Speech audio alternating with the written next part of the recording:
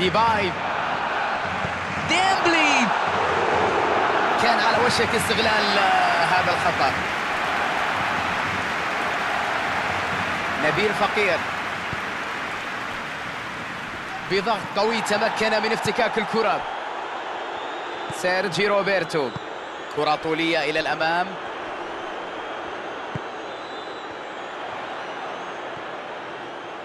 يستمر في المحاولة في الركض. ديمبلي، الله يا ولد، هدف غير عادي.